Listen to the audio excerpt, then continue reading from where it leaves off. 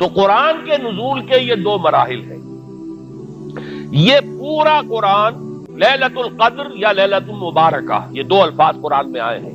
انا انزلناہ فی لیلۃ القدر، انا انزلناہ فی لیلۃ مبارکہ. وہ جو لیلۃ القدر تھی وہ رمضان مبارک کے آخری عشرے کی کوئی رات ہے جسے کہ چھپایا گیا ہے تاکہ لوگ محنت کریں، تلاش کریں. لیکن اس رات کو پورا قرآن لوح محفوظ میں، اب یہ بھی تین الفاظ قرآن میں آئے ہیں، کتاب مکنون، ام الکتاب اور لوح محفوظ، یہ تین الفاظ آئے. اصل قرآن وہاں لوح محفوظ میں ہے.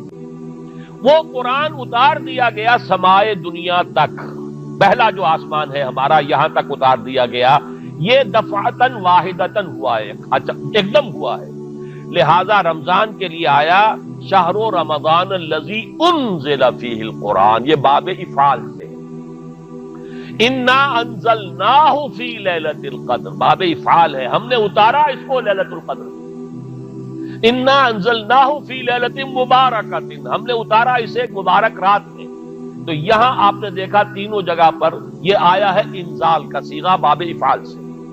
جب حضور پر آیا وَإِنَّهُ نَزَّلَهُ عَلَىٰ قَلْبِكَ، یہ تنزیل ہوئی ہے.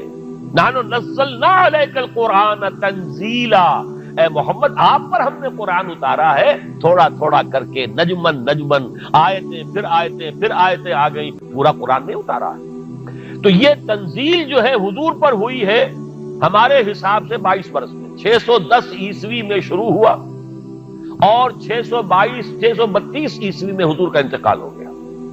22 برس میں تھوڑا تھوڑا کے قرآن مجید محمد رسول اللہ پر نازل ہوا. وہ ہے تنزیل، تنزیل من رب العالمین. لیکن جو حضور پر تو اترا ہے وہاں سے سمائے دنیا سے جبرائیل لاتے رہے، لیکن یہ کہ یہ پورا سمائے دنیا پر دفعتاً واحدتاً، جملتاً واحدتاً، پورا قرآن جو ہے لوح محفوظ سے یا کتاب مکنون سے یا ام الکتاب سے لا کر اتار دیا گیا. یہ ہے انزال.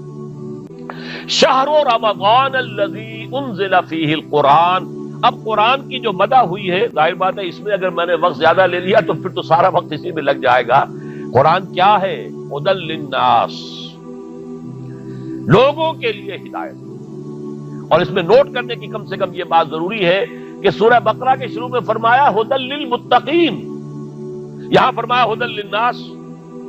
اب کوئی اگر دیانند سرسوتی کتاب لکھ رہا ہو اور 14ویں باب میں قرآن پر تنقید کر رہا ہو، کہتے ہو تضاد آ گیا. کہیں کہتے ہیں کہ یہ تمام لوگوں کے لیے ہدایت ہے، کہیں کہتے ہیں متقین کے لیے ہدایت ہے.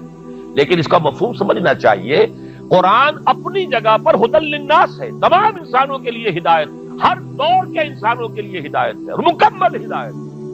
آج کا بڑے سے بڑا فلسفی، اور اگر ابھی دنیا کی عمر ہے 1000 برس تو اور 1000 برس بعد کے بعد کا بھی جو بڑے سے بڑا فلسفی ہوگا اس کے لیے بھی ہدایت قرآن میں. عرب کے بدو کے لیے بھی قرآن کے اندر ہدایت تھی اور آج کے عام آدمی کے لیے بھی قرآن میں ہدایت ہے. تو قرآن تو ہدایت ہے فی نفسہ ہی، علی مقام ہی، اپنی جگہ پر پوری نوع انسانی کے لیے، ابد الآباد تک کے لیے. لیکن اس سے استفادہ وہی کر سکتے ہیں جن میں تقویٰ ہو.